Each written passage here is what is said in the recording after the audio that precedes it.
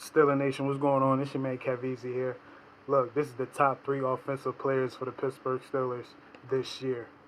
Coming in at number 3. Number 3, for me, going to have to go to George Pickens, man. George Pickens, there's a lot of games where he didn't get a pass or he didn't get too many yards, but the times that he did his thing, he did his thing, man. Having 2 back-to-back games with over 130 yards when Mason got in. But he had, out of 106 targets, he had 63 receptions for 1,140 yards and 5 touchdowns, man. Just thinking the yards per catch is crazy. You know what I'm saying? And his success rate was like 50%.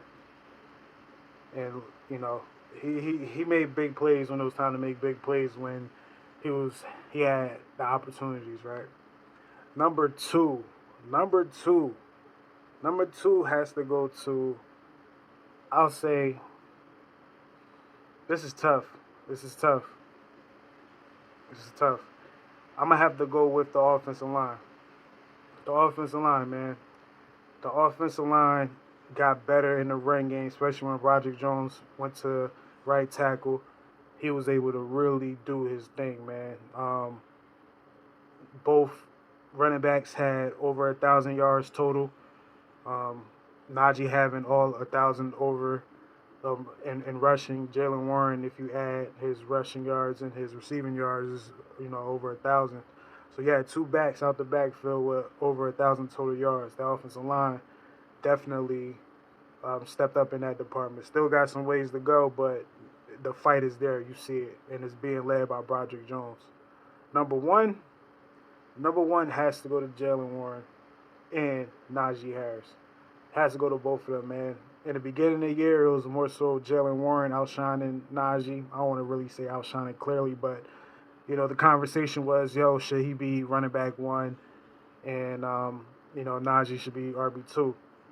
But as we got to the second half of the season, they ended up switching, right? It's Najee's time. Najee started having the better games, the more effective games. Jalen Warren is being effective in his ways.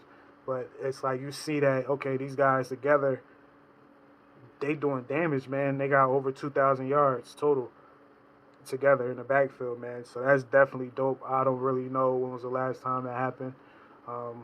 It probably could have been last year. Who knows? But, it's not something that I hear people talk about often when we talk Pittsburgh Steelers running backs right now, man. Both of them 25 years old.